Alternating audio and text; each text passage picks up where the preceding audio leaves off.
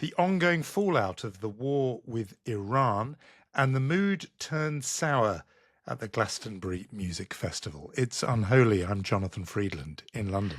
And I'm Yonit Levy in Tel Aviv. Unholy, two Jews on the news. Who is that man in London with the Jonathan Friedland swag? It's Jonathan Friedland, who is back from vacation. I am back. Could I just say, because years of Jewish guilt have led me to this moment. Now you decide to go on vacation. Now. That's it. I'm done. Now it's your turn. Yeah, no, I got away lightly there. A fruitful and productive period for Unholy. Unholy listeners were hardly lacking. Hardly denied or bereft. I think you were into sort of twice daily episodes in my absence. The minute I turned my back, I did you get my maniacal laugh? Did you get it? Did you register it? I did. I could hear the that. Podcast is continent mine now. Away. I was very far away. Years and years ago, when I was a foreign correspondent, I did have an extraordinary knack of taking quite rare vacations and holidays, always when some big news would erupt. For about 25 years, I sort of got, away with it, and that didn't happen, and there would be no news often when I was away. This time, it was pretty big. You'll remember, in fact, listeners might even remember, that I was around for a special update edition after Israel attacked Iran on that very first day. I then left, packed my bags, for South America, which is about as far away as you can get from the region we talk about and obsess over. A long-planned trip, truth to say, 25 years in the making. My wife is an old Latin America hand. It was a dream of hers that we all go, the whole family. And we did, to Chile, Bolivia, and Peru. I mean, it is, genuinely, I think, about as far away as you can be. And it was a truly, an extraordinary, otherworldly and immersive trip. I mean, it is a completely different part of the planet, and it really feels like that. And yet, will it surprise you if I tell you that the conflict somehow that we obsess over did Not at all. We tend to get to the most obscure places. So where did we, because I tried not to bug you. So what did bug you? No, you left me alone and let me have a break. I, would check in and see the news was big and intense. So, for example, crossing the border in the Atacama Desert between Chile and Bolivia, it's a tiny border post with just a couple of people there. In the middle of nowhere, no one else there, and there is a sort of place where you wait before you're checked, and there was a sticker placed on the sign of this remote border post, and I took a close look, and it was in Spanish saying that Netanyahu is a war criminal. And I thought, well, even here? And then, by some sort of contrast, actually, in one of the most magical places I've ever been, the Uyuni salt flats in Bolivia, this vast expanse. It looks like a sheet of ice. It is twice the size of London. You can see it from space. Indeed, Neil Armstrong saw it from space and returned there many times, saying it was the only place where he could experience the same silence he'd experienced in space. It's so vast, you have the illusion, at least, of seeing the curvature of the Earth. There is one spot right, in the middle of this empty, vast void where people have gathered. There is a sort of post. You see it like a mirage in the distance. You get closer and closer to it. And it's covered with stickers, including, inevitably, many in Hebrew, remembering individual victims of October the 7th. And again, that feeling of even here, a spot so far away, travelers have come and, staked a metaphorical flag. So obviously, both sides. I mean, you have the anti-Netanyahu one, you have the remembering victims of October 7th in the middle of what felt like a very, very remote spot in Bolivia, Chile and Peru. So a wonderful trip, but it meant I was not at your side as you dealt with this huge story. But of course, you, and joined by Biana and Amos Harel and a whole lot of other wonderful guests, managed to navigate our listeners through it. I caught up with it on various internal flights as a listener. But I'm sure I speak for our listeners in being very grateful to you for holding the fort during a very intense time. And you were definitely missed here. I have this feeling like we haven't talked in a long time, and the mood in this country is something that I think I kind of, in a way, we've had a lot of intense episodes of Unholy, but I think that I kind of kept this explanation of what we went through for your return. And so I kind of feel like, the war is over. It was pretty brief. Israel was very successful. But we as Israelis are not entirely okay. And what I mean by that is, in psychology, there's a discussion about the gap between experience and description, right? The gap between what we experience and we feel and the way it's described to us. So the best example would be a mother holding her son, an anxious mother, holding him very, very tight and saying to him, everything's fine. But he feels in her clutching that it isn't fine. And the gap between the two is very difficult for the psyche. And the analogy to that is that the way this is described to us Israelis, a huge military success, sophistication, brilliant intelligence, operation, masterfully done by the Air Force, and the Mossad and the military intelligence, and the swoop of diplomacy at the end, leading the Americans into this until the very last moment, crucially. And all of it is true. But just on the level of the experience of the average Israeli, as far as I can explain it, I mean, we were living 12 days after living for a year and 9 months in this war with Gaza, on the very basic survival level, right? This was probably the scariest time for this country ever since those first days of October 7th. And the song that has been quite popular these days, it was released in 2024, is a song called We're a Nation of Superheroes, Am Shel Giborei Al in Hebrew. And we indeed are. But that resilience doesn't mean that we don't get scared, and it doesn't mean that the government isn't responsible for, making sure that 2.5 million Israelis who didn't have a shelter should have a shelter before going to this war with Iran. And I think Israelis are very used to sort of going from 0 to 100 kilometers, like an acceleration in a car, right? We know how to be at war. We know how to come together. But the abrupt brakes on that is going from 100 to 0 is also very painful. I hear from all over people who are, stressed or not sleeping well, not eating well, because as I kind of started out by saying, we're not entirely okay yet. And it's okay.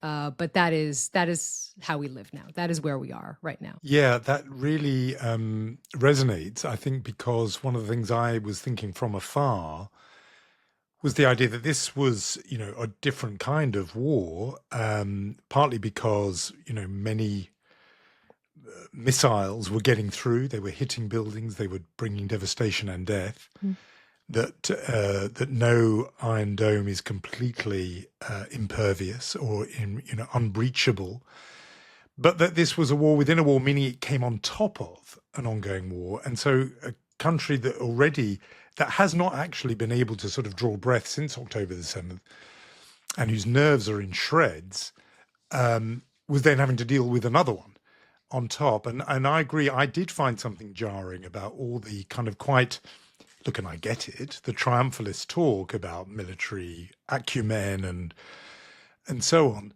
But just to be, and obviously I was getting messages from friends saying, in the shelter, we've just had this, people sending screenshots of the emergency warnings and the sirens, and that to come on top of a state of war that has held for nearly 2 years, any individual can relate to that they would be in a state of, well, as I say, their nerves being shredded. So that I think is happening and has happened on a collective level.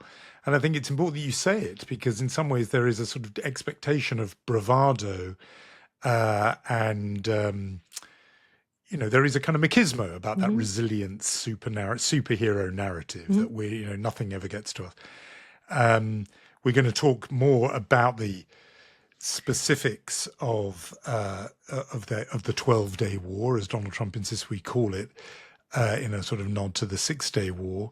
We'll talk about all the fallout of that. But just, I think that's right, that emotional point. And also, a war in Gaza that has not ended and that exacts a very heavy loss of life on the Palestinian side, most obviously day after day, but has also just had an effect on Israelis ongoingly, because Israeli soldiers are being killed, and because there are young people in combat day after day after day in the hundreds of days. So all of this is just stretching the kind of emotional sinews of the country in very, very huge and undeniable ways, I think. Yes, and of course it's on a level that we've never experienced before. I mean, yes, Iran launched 525 ballistic missiles, 35 hit, but that is a warhead of 500 kilos. And the devastation is something that Israelis are really not used to seeing. There are people who died inside a safe room from a direct hit of a missile. So as you said, yes, we've proved Iranians are vulnerable, but we indeed aren't impenetrable. And they hit the Weizmann Institute, they hit the oil refineries, they hit homes. It's not a war against a splinter group. It is the Islamic Republic of Iran. And so that is why this level was of a completely different emotion, even an emotional level. And also, as you said, a war within a war means that when this ended, Israelis opened up their mourning the day after, and 7 soldiers had died in Gaza from an attack by Hamas. So it's not like you could, celebrate in the streets. There are 50 hostages still held in Gaza. The war is still continuing. It's not a feeling of, this is fantastic, let's go out and party. It's just not on that emotional level at all. Yes, and I think some of the coverage was quite jarring in that it sort of missed that, perhaps some of the international coverage. It missed that dimension. So you mentioned the war in Gaza still ongoing. One hesitates to bring news to our listeners again of talk about ceasefire, because we've been around this block so many times. One of many strong episodes while I was away, Amos Hochstein, the former Biden administration envoy, particularly tasked with bringing an agreement in Lebanon, made the point that even if Israelis were, for those days, preoccupied with what was going on with Iran, the world's focus never did really move away from the war in Gaza. That has been ongoing. But let's just talk about this speculation. There are, straws in the wind that suggest something, maybe in the offing that could end it. We have something better than straws in the wind. We have a post by the president yesterday, Donald Trump, saying Israel has agreed to the necessary conditions to finalize the 60-day ceasefire, during which time we will work with all parties to end the war. Now, this is a clear, a clear statement by the president of the United States that we are heading towards a ceasefire and the beginning of the end of the war and a hostage deal. This begs the question, what Jews like to ask in Pesach, Ma nishtana? What is different this time that we haven't seen before? So on the Hamas level, Hamas will have to, again, it's hard for me to get into the shoes of a terror organization, but they would want to be reassured that it's not just one stage, right? A framework in which you release 10 hostages and then Israel would return to the war. We've seen that as well. It wants to be reassured that indeed the end of this would be the end of the war. If that is the case, then Hamas would agree, for example, to exile the top officials of Hamas that still are alive. It will probably agree to Israel staying in the perimeter. The Philadelphia corridor is an issue to be resolved with Egypt. But the real question, the more interesting question, is what changed or what can change on the Israeli side. And the answer to that is it goes in a few stages. First of all, Iran happened. And the Israeli prime minister, I think, feels emboldened by that success and also by the opportunities that may lay ahead. Remember Witkoff saying the Abraham Accords can be expanded. We, I think, are on the cusp of an agreement between Israel and Syria. That would be an historic thing if that happens, an agreement to end the hostilities and perhaps more. So that could be something that Benjamin Netanyahu says to his voters, even if he's dragged to election, this is what I'm running on. He is more powerful politically than he was. but also I think the pressure of the president. And I would show you again the calendar, the Israeli calendar. In about a week, the Israeli Knesset is going into recess. It's much more difficult to topple the government, and you have 3 months of recess, which is a longer period than the actual period of a ceasefire. So Netanyahu has a little bit of leeway here if he would actually decide that this would be the moment to say, end of the war. Yeah, I mean, his political sort of capital was absolutely at its strongest. Either way, you could either say the day after Donald Trump joined the attack and hit the nuclear site at Fordo, or the day after the ceasefire. At that point, it was maximum strength, and I thought if he was going to use that the capital he'd accrued, he would do it straight away, because even letting a few days go by or a week, if the Iran effect fades somewhat, and then people go back to their previous positions. So, as a kind of political shock and awe, the moment to have done it, if that was where his mind was, I would have thought would have been straight away, and he didn't seize that moment. Now there is still the window, and I think that point you make about the recess is really fascinating, because of course then it means his potential antagonists, his coalition partners who do not want an end to the war, Smotrich and Ben-Gvir, there's less they can do when the Knesset is not in session, and so that maybe that is the reason why he didn't strike at the moment straight after the Iran war, but is rather waiting for that sort of Knesset calendar to catch up. It does depend a bit on on how much he feels he has to say yes to Donald Trump and how much Donald Trump wants this. Mm-hmm. There is this other thing that I know you touched on in your last episode when I was not there, but about this intervention by Donald Trump to say stop the trial of Netanyahu. The point, by the way, that many commentators like us have made before was then reinforced from the White House press secretary's podium, saying they're like each other, be Netanyahu and Trump. They're both, persecuted by the deep state, these unjust cases, these trumped up charges. There's this sort of kinship between the two of them. And you've got to get off, and Trump saying, on a social media post, you've got to get off Netanyahu's back. He's a war hero, capital W, capital H. Why is he dealing with this footling matter of, corruption? All of that seemed to me to be putting yet more cash in the bank by Trump to call in the big favor, which is, I've done everything for you now. I've hit Fordo. I've asked for your trial demanded your trial end, even on pain of Israel losing its military support and aid from the United States. Now give me what I want, which is this ceasefire. So, all of that points that way. The thing that holds me back on it is that he's not done it till now. He's not seized that moment because he still does worry that the minute he ends that war, there are all these implications for him. Early elections, which I think he would feel more confident about, but the departure of the far right, he's obviously not feeling still fully comfortable. Last thing to say, one reason he might not be is there was interesting absence, as far as the last ones I looked at anyway, of polling suggesting a huge sort of Iran bounce. Yep. There has, as far as I know, you'll correct me if I'm wrong, there hasn't been a huge Iran bounce for him. And that may also be another reason why he's pausing, because it's not as if he's, can romp into elections as the newly reborn Mr. Security. Yeah, so a few things. I mean, first of all, you mentioned there were 2 tweets by Trump calling for the cancellation of the trial. This is an insanity, he wrote. What the out-of-control prosecutors are doing to Bibi Netanyahu. The United States of America spends billions of dollars a year, far more than any other nation, protecting and supporting Israel. We're not going to stand for this. I have to tell you that right before our recording, I interviewed U.S. Ambassador to Israel, Mike Huckabee, in an interview that would air later on Thursday. And he said, no, he didn't mean that he wants to, interfere in what the judges decide. He just wanted to show that relationship. He knows what it is to be, under the, what he feels the judiciary is doing to them. I think I commented in one of our early episodes last week that I remember a time where shared values between the U.S. and Israel were things like democracy, and now the shared values are we're both going under a witch hunt by the judiciary. But in any case, that is about that. But as you say, yes, it feels like there's a bank of favors here, right?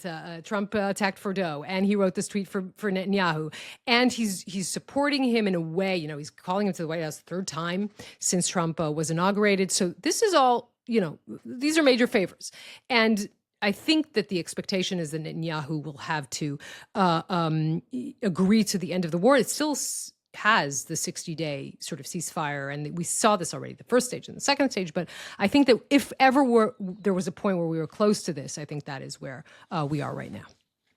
Yeah, and you know, let's take one step back and talk about why to so many people it seems so long overdue to end this war. We had a week or so ago the leader of one of the ultra-Orthodox parties, Moshe Gafni from the Degel HaTorah party, saying, I don't understand even to this very moment what we are fighting for. I don't understand what the need is. What are we going to do there when soldiers are being killed all the time? So even people in his coalition are saying that they just can no longer see the reason for this war. I have to say, even, you know, the perspective of where I was, but certainly coming back into Europe, reinforcing again that point of Amos Hochstein, that even if, you know, there was a focus among diplomats and others on Iran, the rest of the world is still paying such close attention to what happens in Gaza. The attack on Monday on a beachfront cafe, there's reporting saying a 500-pound bomb was used. Some 30 people are estimated to have been killed in that strike, but particularly focus on these very high numbers that are clocking up every single day at these food distribution sites run by the so-called Gaza Humanitarian Foundation. Remember, this was the body formed out of the US and Israel, involving a private contractor, replacing the UN, who have great, you know, long experience in delivering humanitarian aid. There have been shooting incidents at or near these distribution sites almost on a daily basis, as I say. Sometimes, and you open up, you know, the news websites in the morning, and it's 25, it's 35, it's sometimes higher than that. As I say, becoming daily. And I think the important point is that on those episodes where you have a death toll that is mounting, I think it's estimated at well over 500 now, nobody can pretend, or is even pretending, that the people killed in those events are somehow Hamas operatives that were targeted. They are people queuing up for food, civilians killed in the business of just trying to feed themselves and their families. There was this report. I think it's, you know, it's not, it's disputed by Haaretz, suggesting that there were instructions for the government to use for the IDF to use live fire force. As I say, disputed, but the important point is that the Gaza Humanitarian Foundation itself said those accusations were too grave to ignore. So they, at least, are taking the accusation seriously. And anyway, even if you put aside that Haaretz report, the fact of these daily killings, they are, you know, appalling people around the world who just echo in some ways Moshe Gafni. What is the point of this war? What is the point of killing people at these food distribution sites? As I say, there's no pretense even that they are Hamas operatives. They're just people queuing up for food. So the impatience of the world for an end to this war, I know it doesn't have much, if any, impact on Netanyahu's thinking, which is all about, you know, his calculations to do with the coalition and to do with pressure from Trump. But around the world, people feel it is long past time. I mean, it was a long, long time ago for this war to end. 1 year and 9 months almost, we should say. About the distribution sites and what the military is saying, particularly in response to that Haaretz report that you mentioned, it's saying that there is an order not to shoot anyone at aid distribution sites. And it's so stringent that there's actually a directive that if Gazans start stealing aid, the policy is to let them do that. I do want to say something.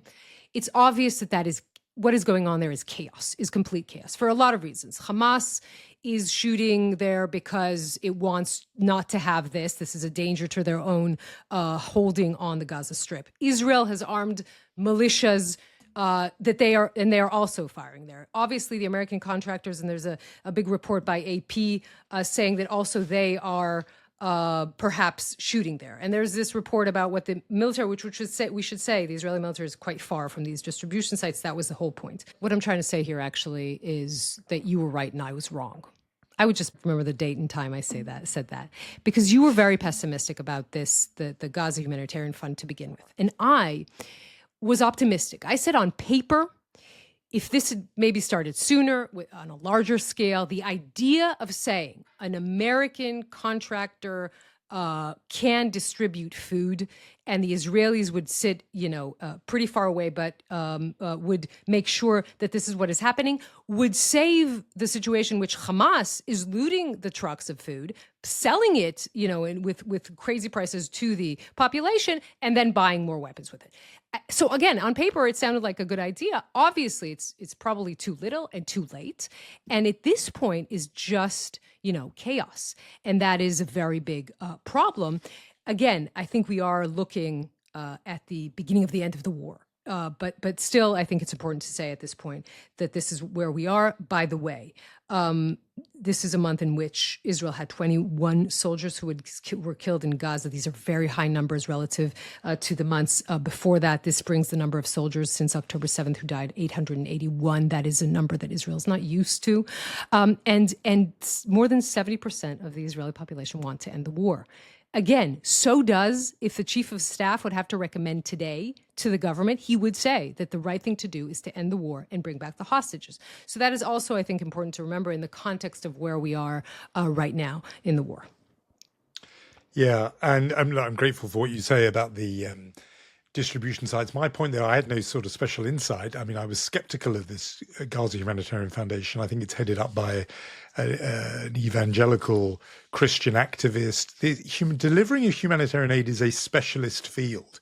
It requires huge logistical and other expertise. It's not something you can just do as amateurs. And this GHF outfit seems to me, and did from the beginning, seem amateur. My feeling has always been that, yes, there are risks to the UN doing it. People feel the UN is tainted as an organization.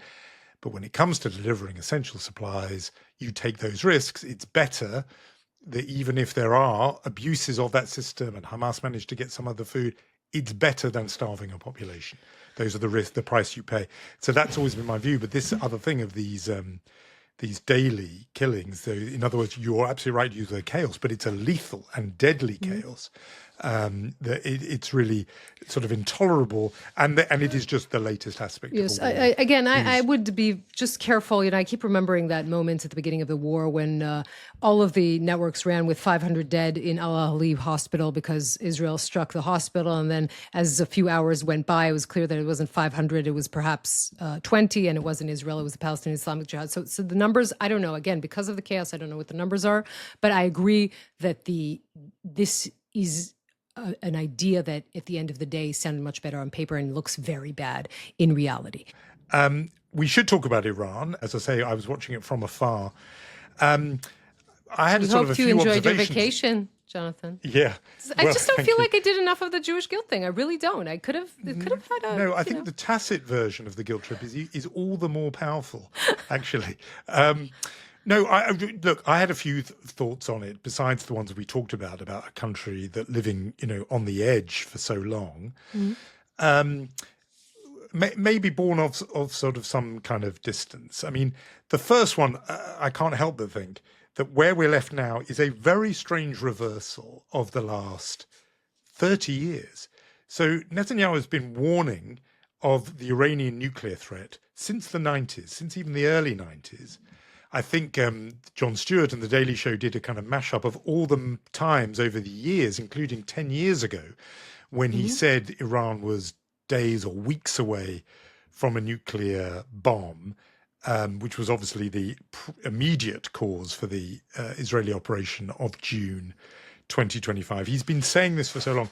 Now we're in this odd situation. I don't know how long it will last. But both he and Donald Trump now have an immediate self-interest in playing down the nuclear threat from Iran.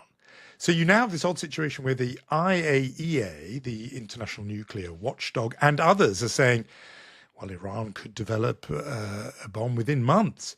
And Trump rushing to social media to say, how dare you say such a thing? We've obliterated the threat entirely. And Netanyahu having an interest in pushing the same line because he wants to say, we've dealt with it, at least until an election and he wins re-election. He wants to say, I've dealt with that threat. I've solved the problem. So it's just, to me, it's just worth observing that kind of role reversal where you have international bodies saying, actually, Iran could still pose a nuclear threat.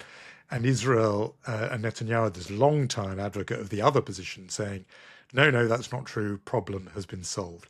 Look, the reason why I say all that is partly because I think there's pretty credible evidence from what I can see and read that the Iranians got ahead of this and got ahead of the attack on Fordo and moved the enriched uranium away. There are satellite pictures showing this kind of motorcade of vehicles. I think the IAEA say it would only take a couple of trucks to take the enriched uranium away to another site. There was obviously, plenty of warning. I mean, they only would have had to listen to Unholy, where Amos Hochstein was saying before it had happened, his view was that Trump was going to do it, and he was absolutely borne out by events. So if people in the Iranian Revolutionary Guards are listeners to Unholy, they got a heads up.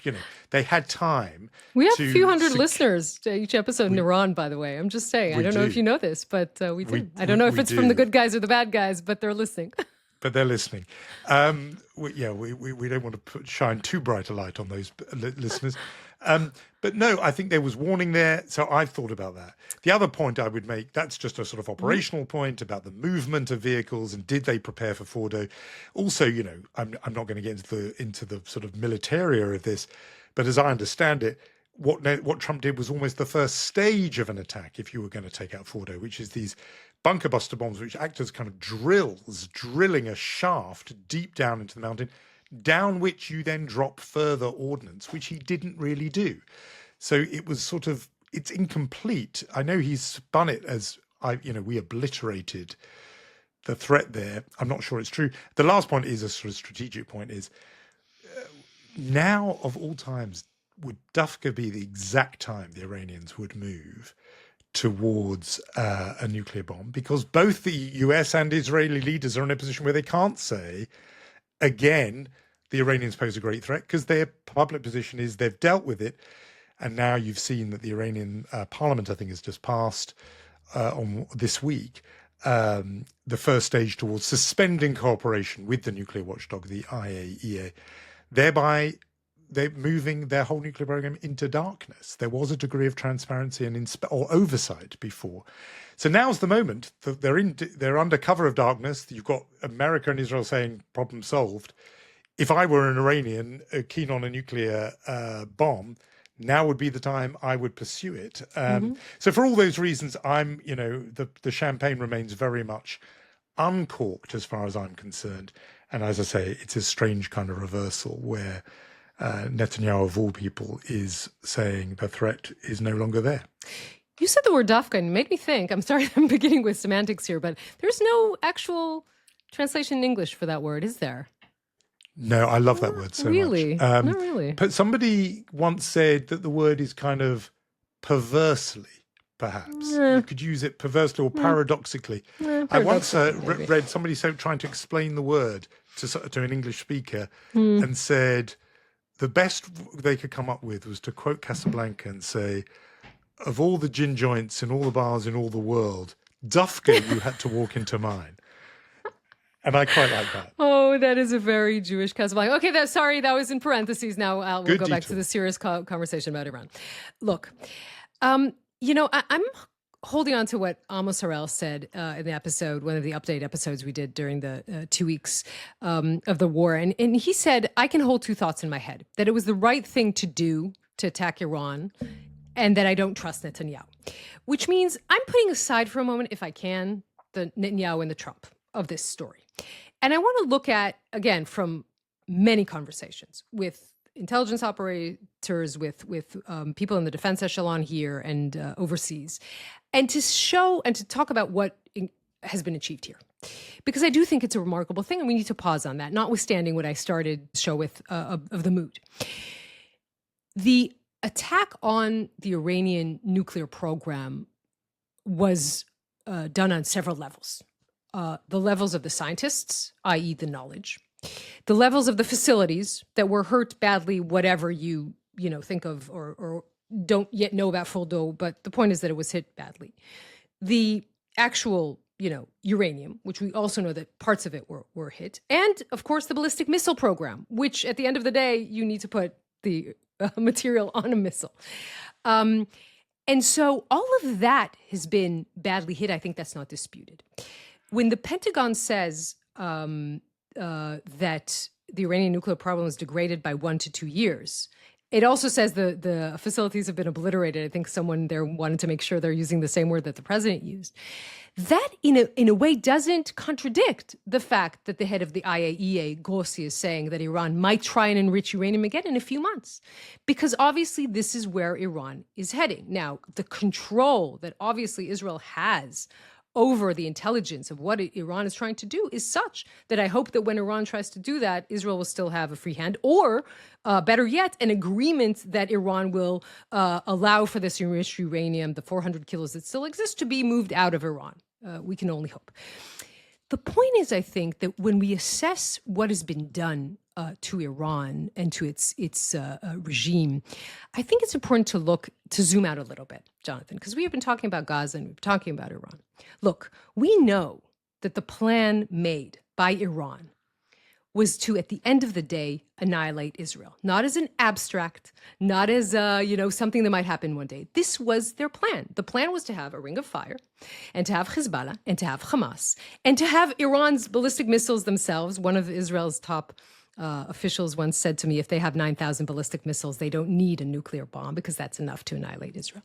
And all of that was waiting for the go-ahead of Khamenei. Now, what happened on October 7th? Yehia Sinwar went rogue.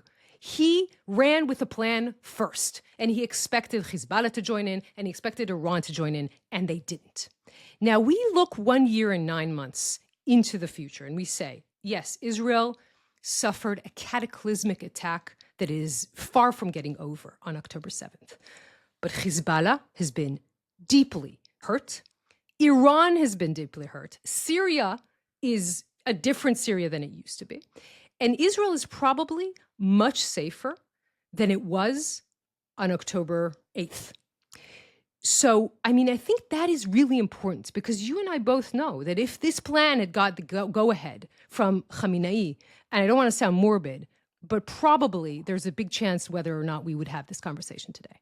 So I think that when we think of, what did happen, what didn't happen, is it turned back a year, is it turned back 2 years, was it worth it to do it or not worth? We should remember that at the end of the day, this was the plan, and we know this. And by the way, there's still a question whether or not Sinwar did try to send Khalil al-Khaya to warn Hezbollah that it's happening. There's a conversation going on in military intelligence here about that.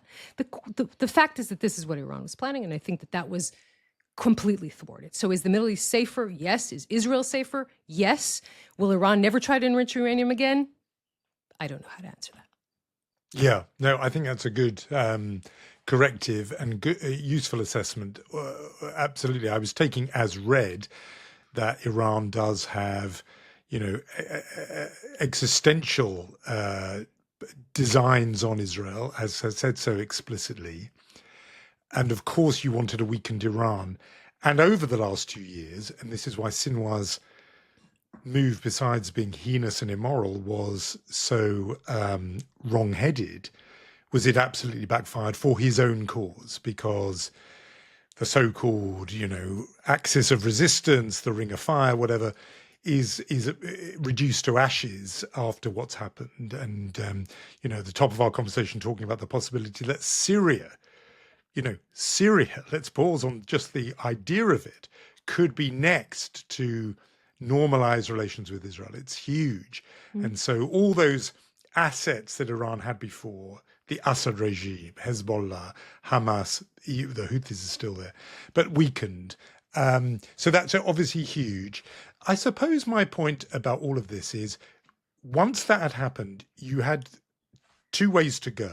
One is to push further and further and further militarily. Or the other is to say we have made these huge military gains, most vivid of all in some ways, the decimation of Hezbollah, which was the kind of Iranian dagger at the throat of Israel.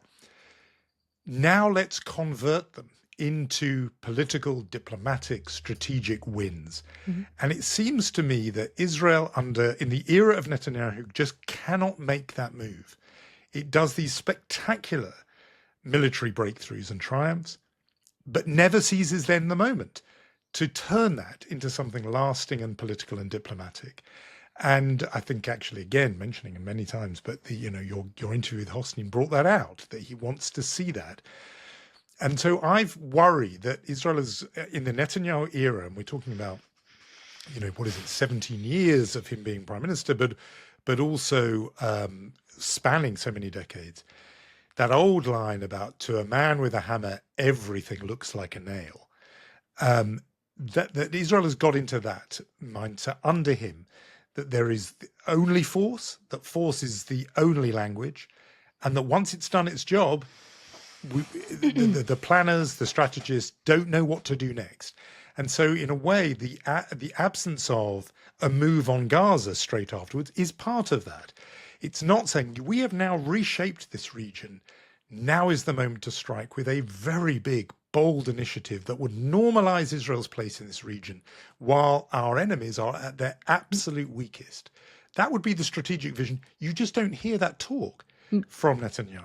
And instead, he retreats back into the military posture, which is, another raid, another strike on Hamas, as if we're back into the day-to-day rather than that big picture, big horizon. And I think Israeli leaders of previous generations were capable of making that move. Menachem Begin did, Yitzhak Rabin did. I think that is the Netanyahu problem, the myopia. He's a man with a hammer and every problem looks like a nail and he just can't see beyond it. The Hochstein conversation, the part about North Korea and Pakistan. And at the end of the day, American diplomacy couldn't stop, I said to him, North Korea becoming nuclear and Pakistan becoming nuclear. Yep. But Israel did stop Syria and Iraq from becoming nuclear and hopefully stopped Iran from becoming nuclear and thus making the region safer. I understand what you're saying about, of course, diplomacy. I think now diplomacy can go in two ways, which are both promising. One is, indeed, what Witkoff promised and what Trump is saying, expanding the Abraham Accords.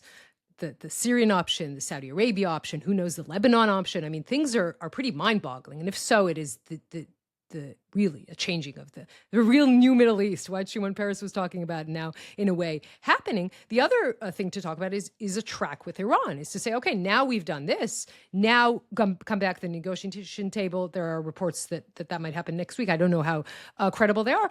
And now let's discuss it. Now, when you are this weak and you have no choice, I, again, don't know if that would work, but those are the two options that could happen. I think it is important to just mention before we move on to anything else, and you've said Netanyahu, we did go through Gaza, but I think it's important to say, as we sit here on a Thursday, that Netanyahu is in a few hours going to visit Kibbutz Nir Oz, which is perhaps the ground zero of October 7th, the kibbutz in which one out of four members was either murdered or kidnapped. He has not done that thus far, and this would be his first visit. He will mainly meet with hostage families whose loved ones are still in Gaza, who want his help and desperately need his help, but that will be happening now. I think even his biggest supporters could agree that this is very late in the game to go to Nir Oz. Yeah, I mean, it's stunning and shocking to imagine that, when there's a rail accident in most countries, and many dead, the head of government and the head of state will be there. They'll lay a wreath. The idea that he has not gone to this place, this site of such devastation, it still shocks people. I was just going to say one last coda to our conversation about Iran, and you mentioned Pakistan and North Korea, absolutely important precedents.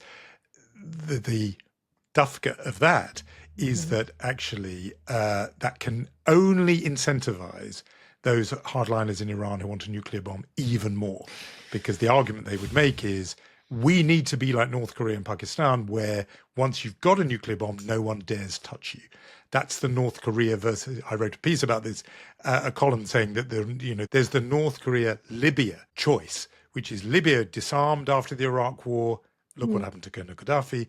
North Korea proceeded with a nuclear bomb, and the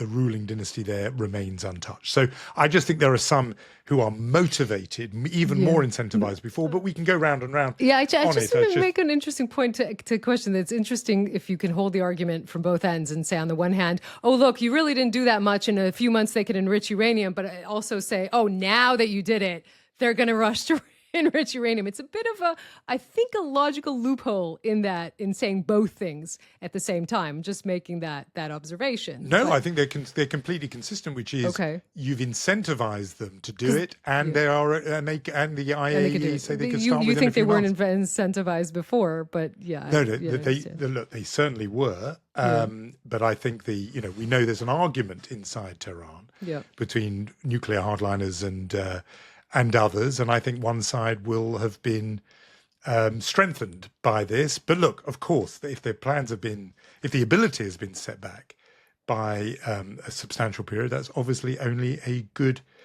thing.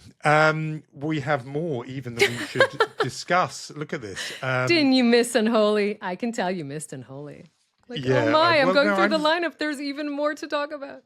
Well, there is. Should we just quickly talk about Glastonbury, the music festival? There had been a lot of attention about the fact that this Irish band Kneecap were going to perform. One of their members is facing legal proceedings for having waved a Hezbollah flag at a performance, Hezbollah being a proscribed organization. In tandem with them appeared a different act who go under the name Bob Vylan.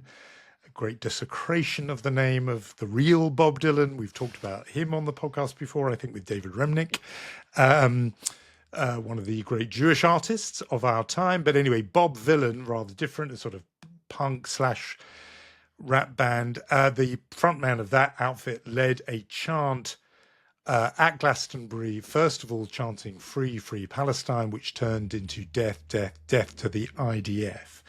BBC cover the Glastonbury Festival every year, and this was broadcast and then was available on their sort of online catch-up platform for several hours. There's been lots of talk about the BBC's failure. That's, to me, a second-order issue. The first-order issue is the act itself.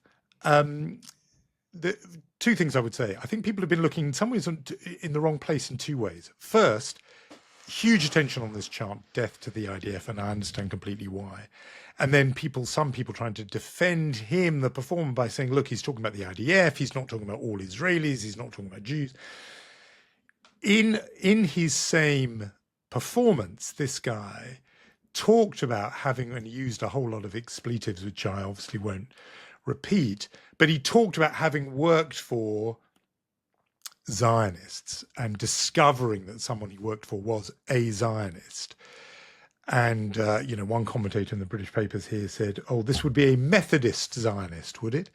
Meaning it's a euphemism for Jew. And we all know that's what he meant. He was talking about Jews in the music industry. It's quite an old trope. That colours everything that followed. It means if you're trying to say this guy was not voicing anti-Semitic sentiments, it becomes quite an uphill task for you to do that.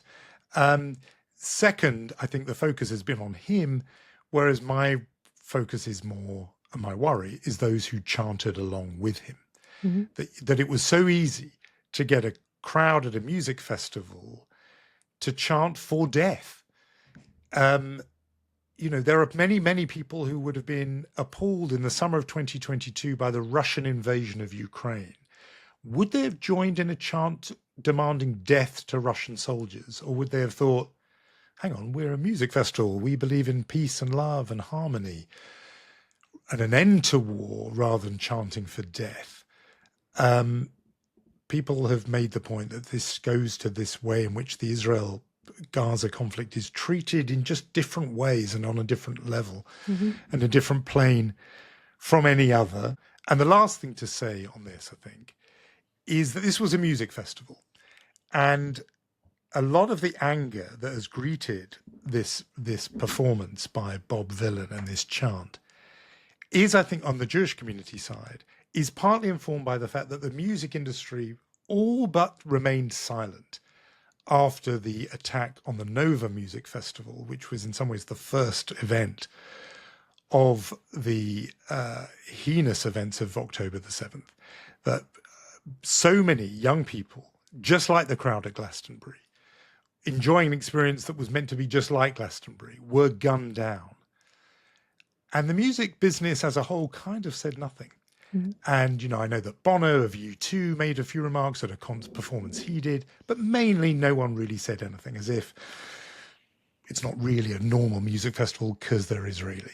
And that exceptionalism and the anger there is towards that, I think, partly fueled the denunciations that have come Glastonbury's way.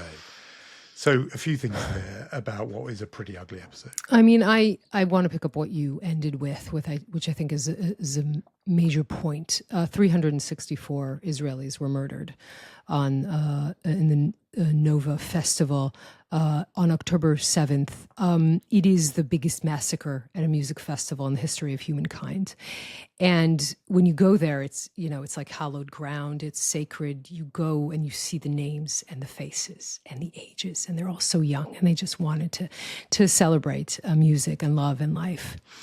Every single music festival in the world since should have opened up with a moment of silence for the victims of the Nova. And, you know, to anyone saying something like, oh, but, you know, the war in Gaza is tainting it, etc. So let me say, first of all, those victims at the Nova had nothing to do with what happened after. You can just commemorate them. And you and I both know that if something like this, heaven forbid, it happened at, I don't know, the Burning Man in Nevada, right? But by the way, the scale of 364 Israelis by population would be 12,000 Americans. And even if Americans started a war to after this kind of massacre, every single music festival in the world would still open up with a tribute to those fallen and murdered in a music festival. Not only does Glastonbury not do that, and didn't do it last year either, but they allow for this. And this was known when these are the characters that you allow on stage. And so, you don't allow for a moment of silence. The crowd is cheering this, and the BBC is airing it. And that is just the, final remark I would make about this, because I've had 22 years of experience on live television. I think I've had, clocked a few hours of live television. It is very simple to cut a live stream of television. You just need to pay attention or want to pay attention. So, I that was what I would add to what you said. It was just a heartbreaking and soul-crushing moment in this week that added to some other, problems of mood. But I think that is just a little bit beyond that. Should we hand out some awards as our tradition? Is that what we do on this show? You even did it when I wasn't here. So I did a few times. That you're surprised, because I'm not buying that. Shall I go with, you're going to do chutzpah first? Yeah. You know what, Jonathan? Michal and I decided that since we're in a celebratory mode because you have returned, we will not be mean with the Chutzpah Awards, but skip straight to the Mensch Awards this week. A Mensch Award, I thought we would recognise an essay that has been, I don't know whether we've done that before, applauding somebody for something they've written, but Daniel Goldman, who is from the religious Zionist community in Israel, was part of the B'nai Akiva youth movement, which will resonate with some of our listeners, a kind of religious Zionist youth movement, has written a long and very sort of closely argued essay in the journal called Fathom, so you can go onto their website to read it, in which he takes on, as a religious Zionist, those people who are politicians in the name of religious Zionism, particularly Bezalel Smotrich and Itamar Ben-Gvir, arguing that this strand was once very marginal within religious Zionism, but has instead sort of taken over the whole movement. He describes it as a theology promoting violence against Palestinians and denying their rights as a people. And he says against this danger,